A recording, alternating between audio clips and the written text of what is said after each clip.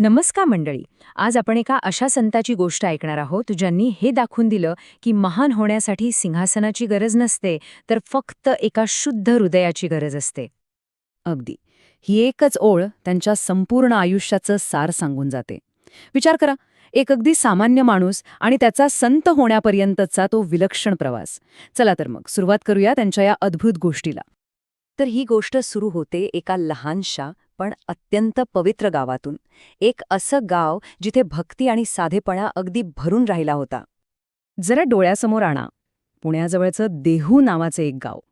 असं म्हणतात की तिथल्या मातीत, हवेत, इतकंच काय लोकांच्या मनात सुद्धा फक्त आणि फक्त भक्तीचाच सुगंध दरवळत होता. आणि याच पवित्र भूमीत संत तुकारामांचा जन्म झाला. आणि एक गोष्ट इथे आवर्जून लक्षात घ्यायला हवी की तुकाराम महाराज हे काही कोणी राजे नव्हते किंवा खूप मोठे विद्वान पंडितही नव्हते. ते होते अगदी आपल्यासारखेच सामान्य लोकांमध्ये राहणारे एक सामान्य गृहस्थ. पण त्यांचं आयुष्य काही फुलांच्या वाटेसारखं सोपं नव्हतं. उलट त्यांच्या वाटेत तर संकटांचे आणि आव्हानांचे जणू काही मोठमोठे डोंगरच उभे होते. संकट काही एक दोन नव्हती, ती एकामागोमाग येत होती. आधी व्यापारात मोठं नुकसान झालं, मग घरात गरिबी आली. आणि या सगळ्यावर कहर म्हणजे लोकांची टिंगलटवाळी, त्यांचे ते टोमणे, हे सगळं त्यांना सहन करावं लागत होतं. आता विचार करा, एवढं सगळं होऊन सुद्धा त्यांच्याकडे एक अशी गोष्ट होती, एक अशी ताकद होती जी कधीच कमी झाली नाही. आणि ती म्हणजे पांडुरंगावरची त्यांची अतूट श्रद्धा. हीच श्रद्धा त्यांची खरी ताकद बनली होती. आणि ही जी श्रद्धा होती ना, ती फक्त त्यांच्या मनात नव्हती. ती त्यांच्या शब्दांमधून, त्यांच्या अभंगांमधून जणू काही वाहत होती. चला बघूया हे नक्की कसं होतं. काय विलक्षण विचार आहे हा, नाही का?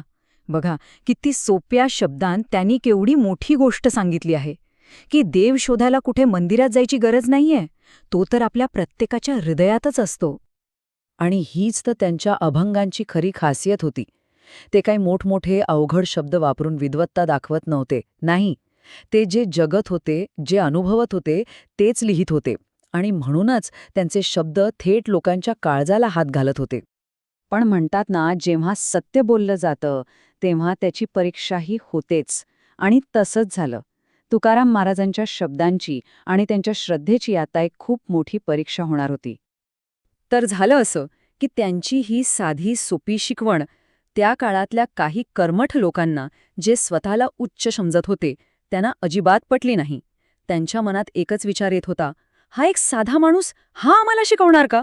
हा त्यांच्या अहंकारावर झालेला वार होता, त्यांच्या सामाजिक श्रेष्ठत्वावर झालेला आघात होता. आणि ह्याच रागातून, ह्याच द्वेषातून त्यांनी एक अतिशय वाईट गोष्ट केली. तुकाराम महाराजांची आयुष्यभराची कमाई, त्यांनी लिहिलेले ते सगळे अभंग त्यांनी इंद्रायणी नदीच्या पाण्यात फेकून दिले. त्या लोकांना वाटलं, चला आता संपला विषय. तुकारामांचे विचार, त्यांचे शब्द, सगळं काही नदीच्या पाण्यासोबत कायमचं वाहून गेलं. पण खरंच असं झालं असेल का? आणि मग इथेच तो चमत्कार घडला.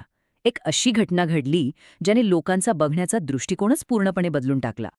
ज्यांचे सर्वस्व पाण्यात फेकलं होतं, ते तुकाराम महाराज मात्र अगदी शांत होते.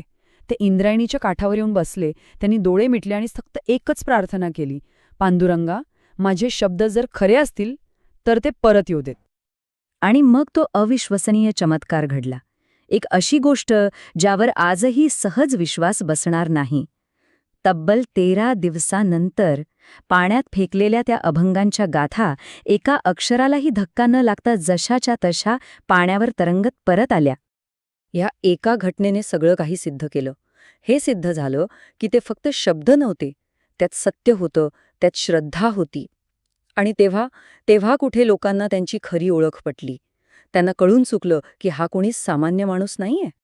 तर संत तुकारामांचं संपूर्ण आयुष्य आपल्याला काही खूप साध्या पण तितक्याच महत्त्वाच्या गोष्टी शिकवतं.